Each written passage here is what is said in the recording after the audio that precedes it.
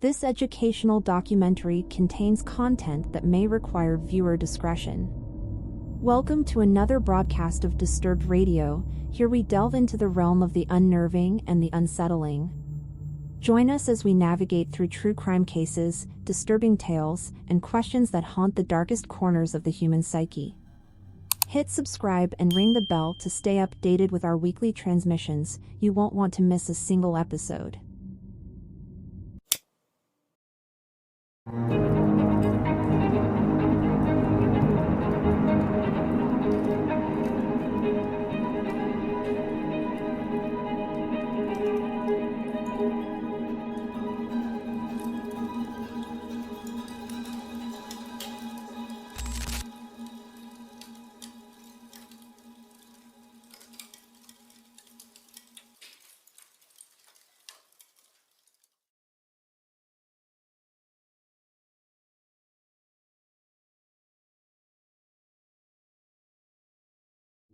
Valerie Zavala Wilson was a young woman who was very much loved by the people around her.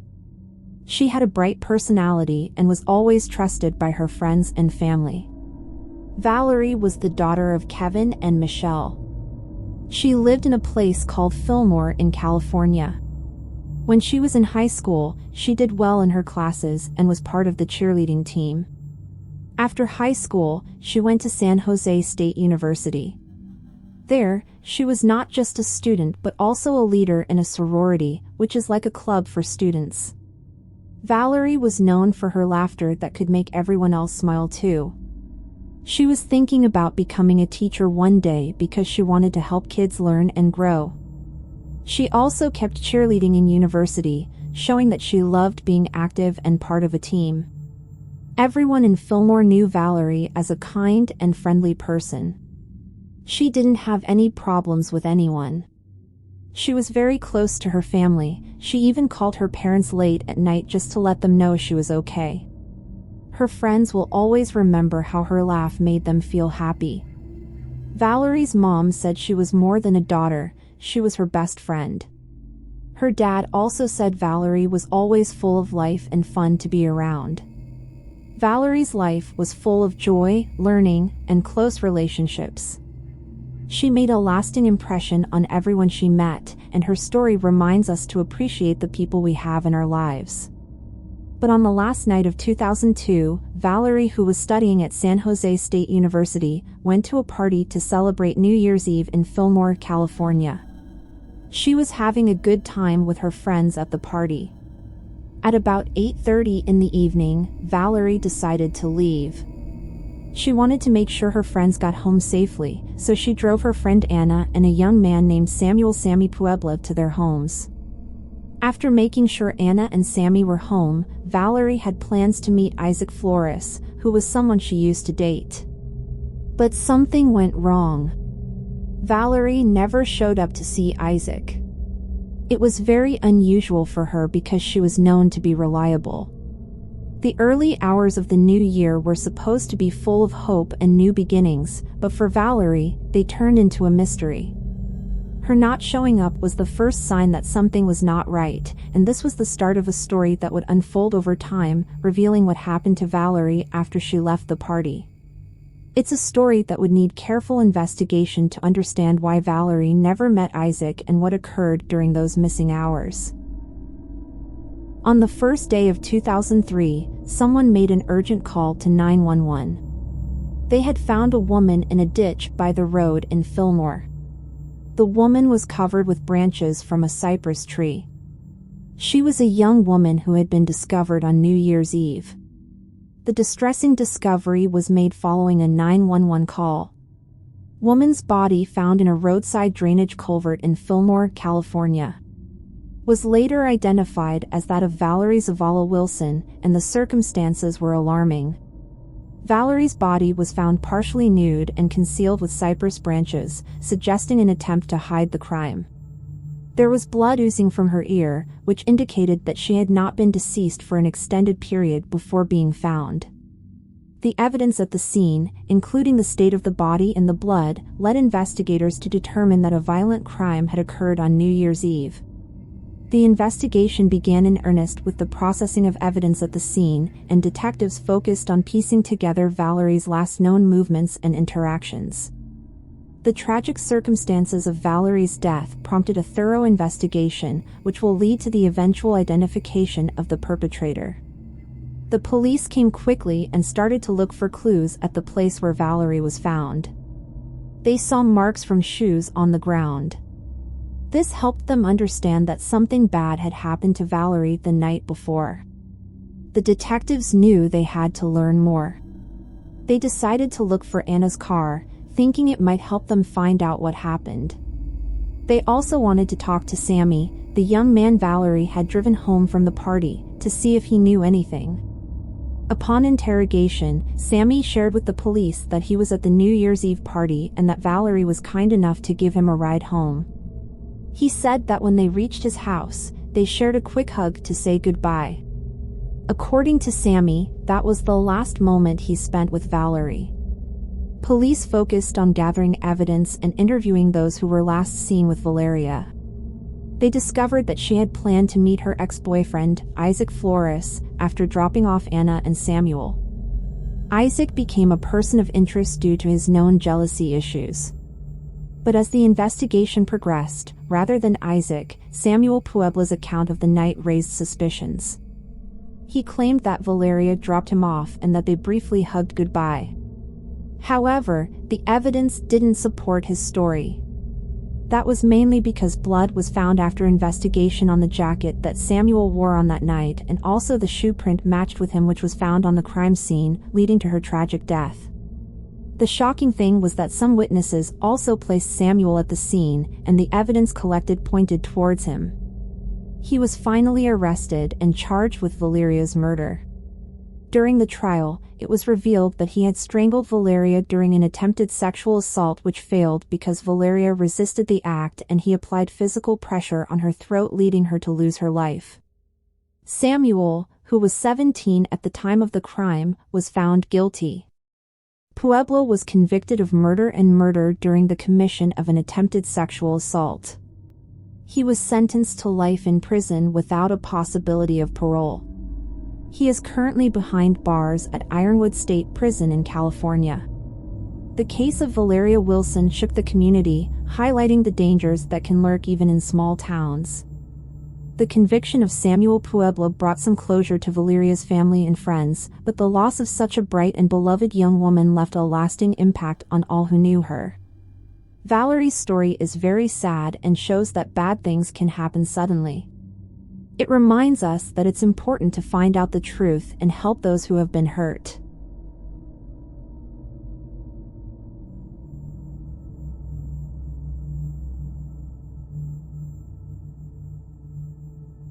Spending money on internet webcam sites is a form of cybersex addiction, which is a type of sexual addiction.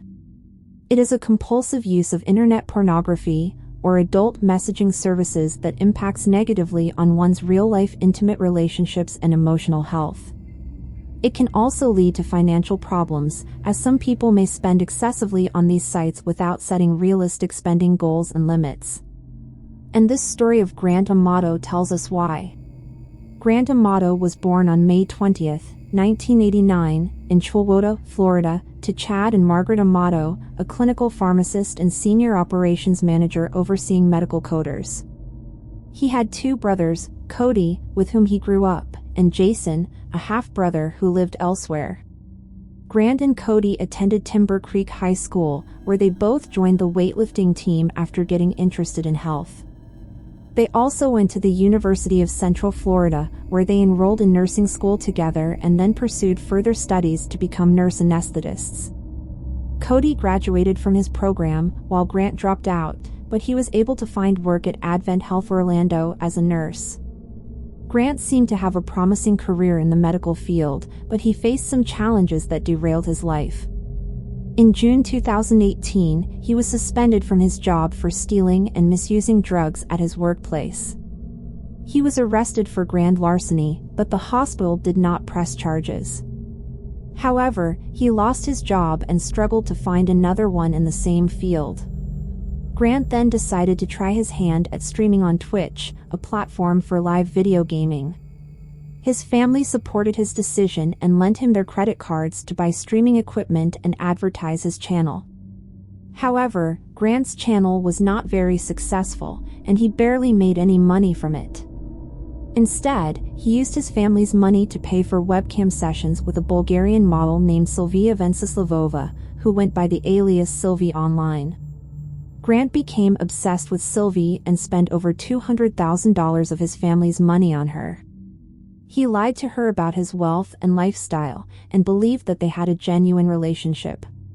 He also violated her rules by saving her photos and videos, and contacting her outside of the webcam site. His family tried to help him by sending him to a rehab center, where he stayed for a week. However, he continued to contact Sylvie after returning home, and argued with his father over his addiction. His father gave him an ultimatum: either stop talking to Sylvie, or leave the house. The situation became so much worse that Grant did something which shook the entire community. One day after his brother Cody didn't arrive at work and Cody's coworkers reported him missing, the police went to the family home and found something that was disturbing enough. The police found the bodies of Chad, Margaret, and Cody, all 3 family members who had been shot. But Grant was missing. Grant chose the latter option, but not before killing his father, mother, and brother Cody in cold blood on January 25, 2019. He shot them in the head and tried to stage it as a murder-suicide committed by Cody. He then fled the scene. He was arrested after a 24-hour manhunt and denied any involvement in the murders, but the evidence against him was overwhelming. He was convicted of 3 counts of first-degree murder and sentenced to life in prison without the possibility of parole. Grant Amato's previous life was a tragic and shocking story of a man who lost everything over his obsession with a webcam model. His actions devastated his family, friends, and community, and left behind a legacy of pain and horror. As a parent, you want to protect your kids from online scams and harmful content that may exploit their curiosity or innocence. You need to communicate with your kids and build trust and respect, so they can come to you if they encounter any problems or questions online.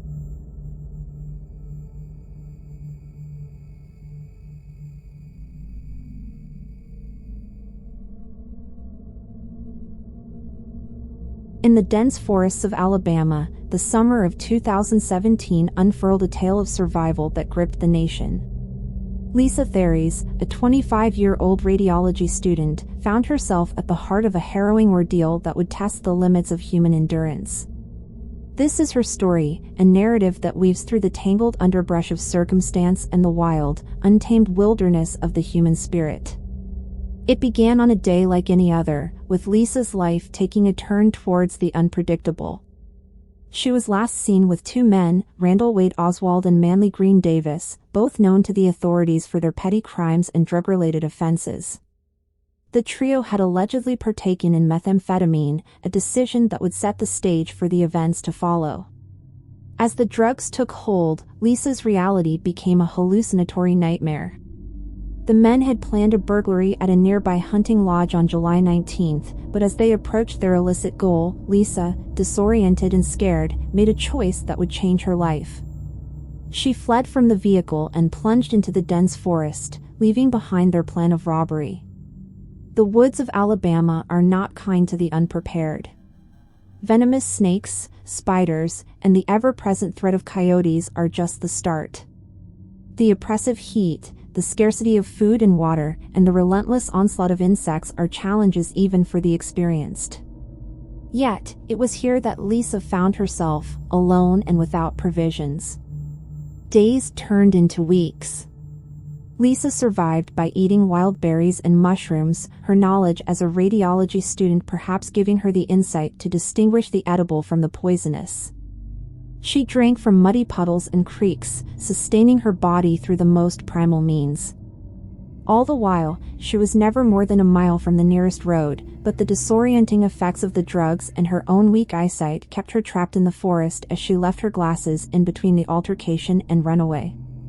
Back in civilization, the disappearance of Lisa theories sparked a surge that would eventually grow cold. The two men she had been with were arrested for the burglary, and in a twist of paranoia fueled by their drug use, they accused each other of having killed Lisa.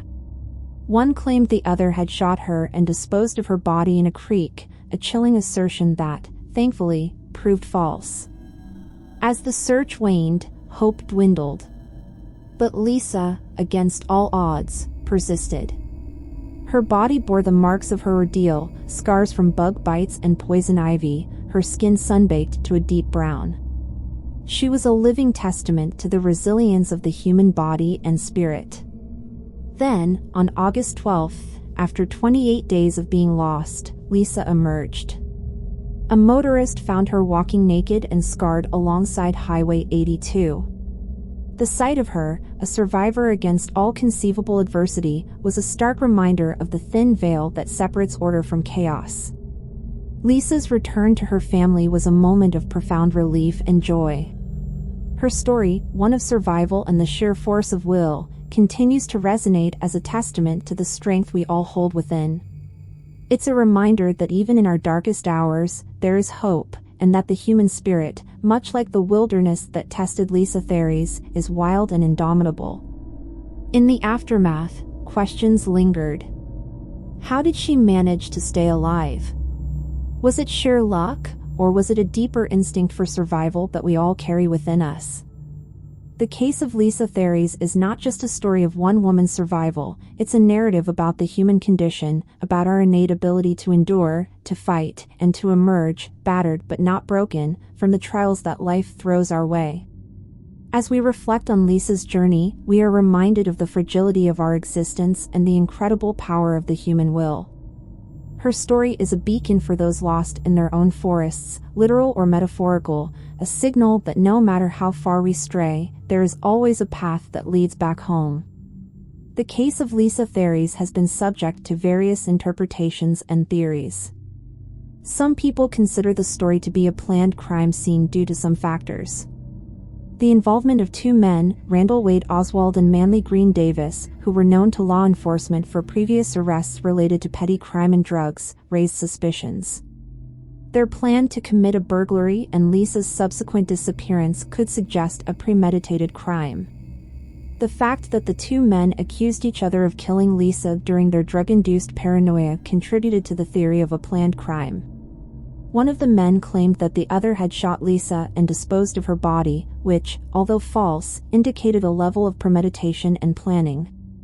Authorities believe that Lisa may have been disoriented and suffering from hallucinations brought on by taking methamphetamine, which could explain why she never found her way out of the woods despite being close to a road. This drug use, combined with the planned burglary, could lead some to view the entire incident as a planned crime gone awry. Lisa's survival in the woods for 25 days, despite the dangers in her condition, might seem implausible to some, leading them to speculate about the true nature of the events. While the circumstances of Lisa's disappearance and survival are complex, and while some may see elements of planning or foul play, others recognize it as a remarkable story of survival against the odds. Make sure to join the family, and wait for the next video. Also consider clicking the bell icon so you never miss any update. Until next time.